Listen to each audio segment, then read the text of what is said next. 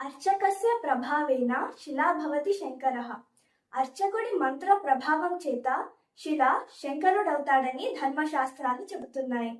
అర్చకస్తు హరిస్సాక్షాత్ చరరూపీ సనాతనః రూపద్వయం హరస్యోక్తం బింబమర్చక ఏవచ. అర్చకుడు సాక్షాత్తు ఆ హరిహరుల స్వరూపమేనని, భగవంతుడి రెండు రూపాలలో ఒకటి బింబం కాగా రెండవది అర్చకుడేనని ఆగమాలు చెబుతున్నాయి. ఉమామాత పితా చాహం అర్చకః పుత్ర ఏవ హి పూజ్య పూజకయోర్భేదం వివృణ్వానో నరాధమః సయాతి నరకం ఘోరం యావదా భూత సంప్లవం.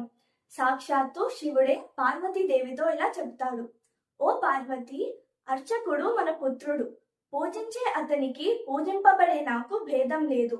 భేదాన్ని ఎవరైనా చూపితే అతడు ఘోరమైన నరకాన్ని పొందుతాడు అని. మనందరం అర్చకులని గౌరవించుకుందాం.